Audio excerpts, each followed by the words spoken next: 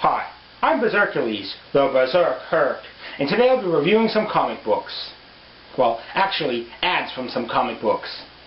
From the 1940s. Back then they used to have full-page comics as advertisements, where characters specifically made to advertise a product had their adventures. The first one we'll be focusing on today is called Captain Tootsie. Is he a cross-dresser? Basically, Captain Tootsie is a full-grown man who hangs around kids and promotes the eating of Tootsie Rolls.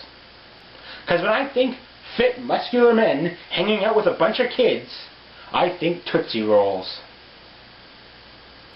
So, Captain Tootsie is a superhero, and I mean that in the loosest possible way, who hangs out with a group of kids. And he predates Bible Man by half a century. Huh.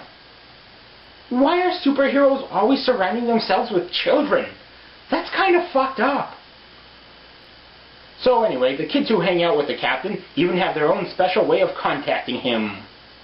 They give a toot for Tootsie. That's not creepy. Oh, and they have their own secret hand signal too. So are they in their own secret organization? Is this a precursor to Nambla? Look out, FBI. Look out, CIA. T for Tootsie is here. And what kind of adventures does this Tootsie Roll-loving superhero have? He beats up weird giant cavemen, pulls down runaway planes, shoots bears that are harassing the girls' camp across the lake. Heck, he even helps the kids get back their barrel of ice cream that was stolen by other kids. He's a hero for the ages. And his costume is, a red shirt with a T on it. T for Tootsie. Well, jeepers, I guess I better put an R on my shirt for my reviewer costume. There!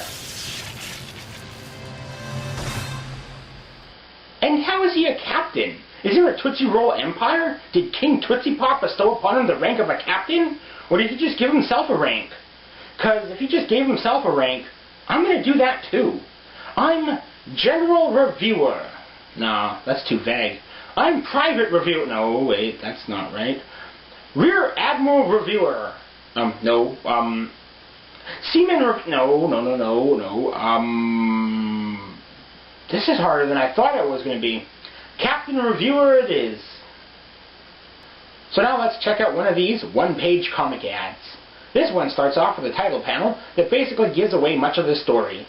So now we know the kids are going to start a fire, and it's going to get out of control, and Captain Tootsie is going to save them.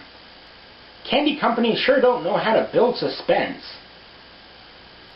Hootin' zoots, Captain Tootsie! We've got Mr. Jones' vacant lot almost cleaned up already. Hootin' zoots? Who the fuck talks like that? But I am thankful he was able to sum up all the background information with one word bubble. Good work, Rollo. Seriously, one of the kids' names is Rollo? Captain Tootsie, is he like your special kid friend? Is he your sidekick or something? Is he an orphan you adopted so no one will question what you do with him? Did you name him Rollo so he'd fit in with your Tootsie motif? What the fuck? Why is that kid named Rollo? And a guy named Captain Tootsie having a sidekick is all sorts of creepy. Good work, Rollo. He's agreed to furnish the materials for us to build a clubhouse on it. Let's go get him. A fort for you and the kids? That's just fucking creepy. So as Captain Tootsie and his boy sidekick Rollo go off to find Mr. Jones, seriously, let's hope they don't make a stop along the way, the rest of the kids decide to burn a huge pile of garbage that's right next to a wooden fence. Yes, kids, burn that pile of junk that's right next to a wooden fence. Don't worry, kids, wood doesn't burn. And why is that one kid wearing a psychedelic yarmulke? Anyway, so as one of the kids starts the fire, the girl, whose hair looks like a mustache, suggests waiting for Captain Tootsie to return, and the fat kid eats some food. They crammed him in the corner like he crams food in his mouth. A few minutes later, in the next panel, we see that the fire is out of control. 'Cause apparently fires, next to wood and on grass, can spread. Who knew? So they spring into action. Quick, everybody, eat a Tootsie Roll for quick energy. Yes, eat candy while you run, then choke. Rollo, run on ahead and turn in a fire alarm. Yes, Rollo, run faster than the adults so you can get there first. And seriously, why is he offering the kids Tootsie Rolls? He does it in every story. It's like crack for him. Or does it give him heightened strength like with Popeye and Spinach? Or is he just a dealer and he's trying to get the kids hooked? I don't know. But I certainly don't like some costume idiot offering kids his candy sticks. Huh. He carries his candy sticks in a sack. So our hero, unfortunately, Captain Tootsie, arrives at the scene and... Fatso, run for a doctor! Mirabelle's been overcome by smoke. Fatso? Way to build that kid's self-esteem. And if he's so fat that you're calling him Fatso, why are you getting him to go run for a doctor? So the firemen arrive and start to put out the fire, as Captain Tootsie here stands, rake in hand, and exposits about what's happening. Thanks, Captain Tootsie, for narrating about what I could just as easily see for myself in this comic panel. Wait, but that's what I'm doing! Did I just mock myself? So the doctor arrives and helps Mirabelle, and we can tell he's a doctor because he has a stethoscope. Ooh, very official. So with the fire put out and everyone safe, Captain Tootsie decides to celebrate by pulling out a huge handful of Tootsie Rolls. Captain, if that one kid is so fat that you call him Fatso, maybe you shouldn't be giving him candy all the time. Let's all relax with a round of Tootsie Rolls. Oh boy, my favorite candy! Yes, and they're full of energy too. Full of energy? Is that your medical opinion? And then our story ends with Captain Tootsie reminding the fire starter not to start fires without a grown-up present. And the fire starter replies that now that he has first-hand knowledge of what happens, he won't do it again. Remember, kids, although adults say never start fires without adults around, this kid only learned that lesson through practice. So practice. It makes perfect. And now on to another ad. This one found in Action Comics number 97, which I actually have a copy of. This one is an ad for RC Cola.